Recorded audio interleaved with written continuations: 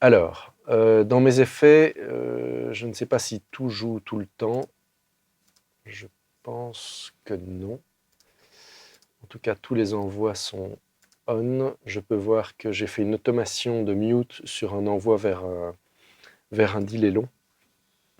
Mais donc, ça me permet ici, si je mute mon voc master et mon voc comp, de n'écouter que les retours d'effet.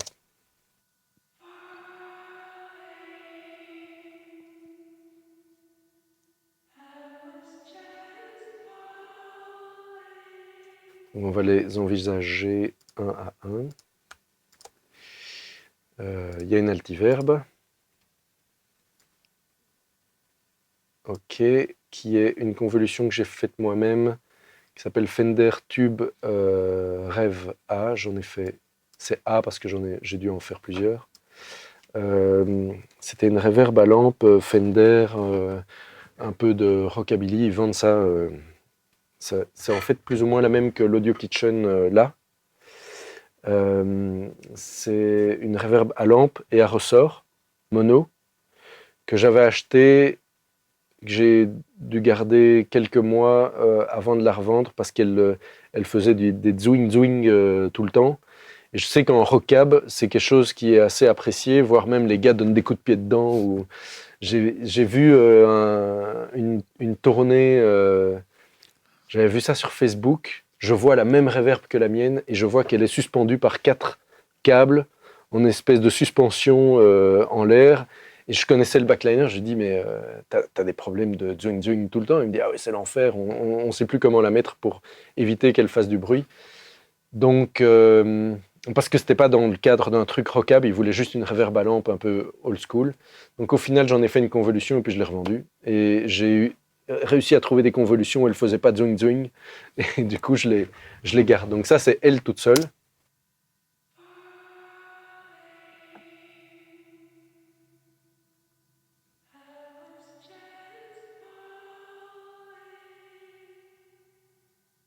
Elle est belle hein, par contre. Elle a bien ce caractère à ressort. Celle-ci, c'est une simulation d'une reverb à ressort, mais vous allez voir tout de suite qu'il n'y a pas le même petit... la petite résonance des ressorts, il y a quelque chose de plus velouté dans celle-ci. Et en plus, bon, elle est stéréo. Donc.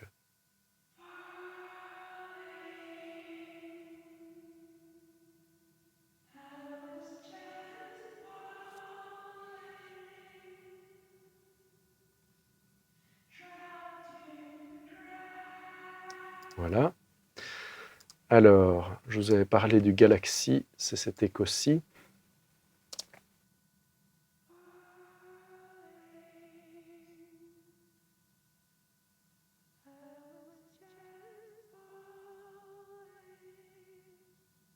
La particularité qu'il a celui-ci, c'est que vu que c'est un delay mono, dans Pro Tools, on peut choisir d'utiliser des plugins ou en multi-channel ou en multi-mono. Donc, on pourrait croire que c'est la même chose à partir du moment où on a le petit lien, ici le master link, qui est enclenché, ce qui est le cas par défaut. Mais si on ne l'enclenche pas, on a accès quelque part à deux instances mono. Ici, on a la gauche, là c'est la droite, et comme vous pouvez voir, en fait, les réglages changent selon que c'est la gauche ou la droite, et du coup, c'est un delay mono, mais que j'ai rendu quelque part stéréo en faisant un réglage différent à gauche et à droite. Et surtout, je ne réenclenche jamais le master link, sinon il va copier un des côtés sur l'autre. Il n'y a pas de lien temporel avec la session pour celui-ci. Je m'en sers en général juste pour donner un petit peu d'ampleur et avoir un petit peu d'activité, en tout cas sur le côté des voix. Pas de lien temporel, tu veux dire qu'ils ne sont pas synchronisés avec le tempo C'est du ça, morceau. exactement. D'accord. Tout à fait.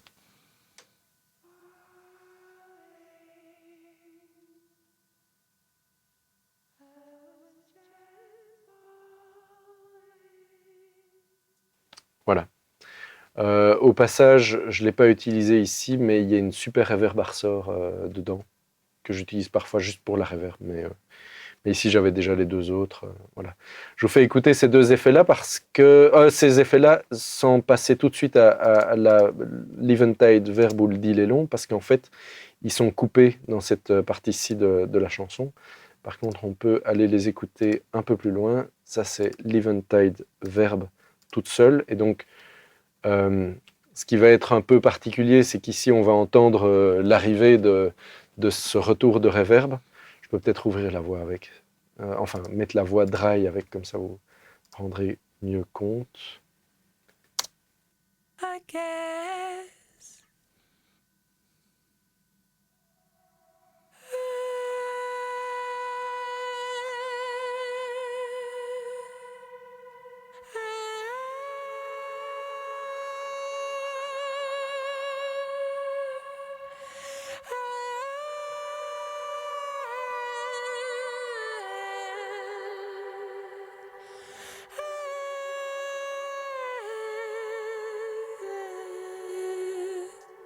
Voilà.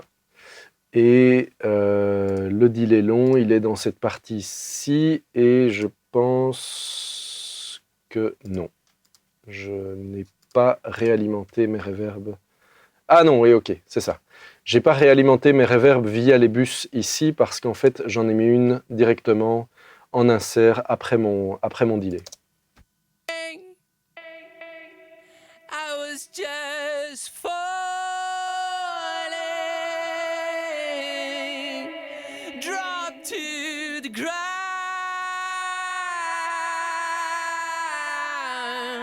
I think... Voilà. Donc cette reverb n'était pas dans ton template, tu l'as rajouté au moment de Exact, mixer. exact. Et alors j'ai un bus d'effets qui est un bus fait par le groupe de la démo que j'ai gardé tel quel aussi. All the time. Voilà, qui fait partie de la chanson. Et en fait, comme ça me plaisait bien, je l'ai repris tel quel. Je l'ai remis tel quel dans la session. Donc voilà pour les effets des voix.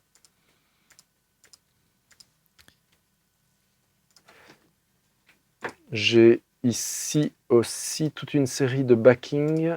Alors ça, typiquement, c'est un Boons stéréo de backing.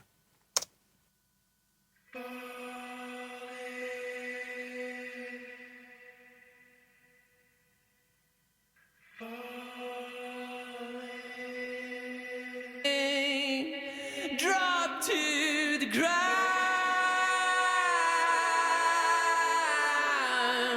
I think that it all the time. Pressure.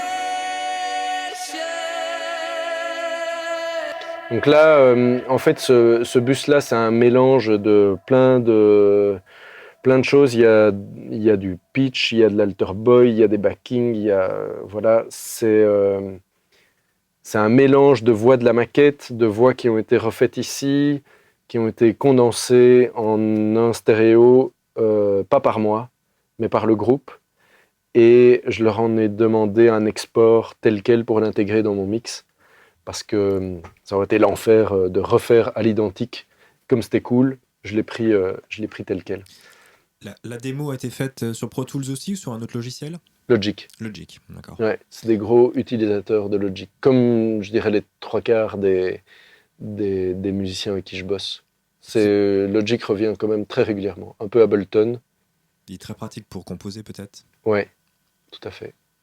Tout à fait. Et puis le passage de Logic à Pro Tools reste quand même assez fluide. C'est plus simple.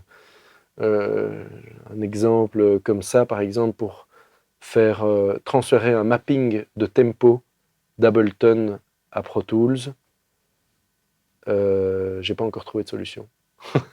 je sais pas comment on peut faire, alors que dans Logic, c'est hyper simple. Il suffit de s'exporter une piste MIDI en incluant le mapping de tempo. On importe la piste MIDI dans Pro Tools et hop, on a tout le mapping qui qui se remet. C'est quand même assez fluide.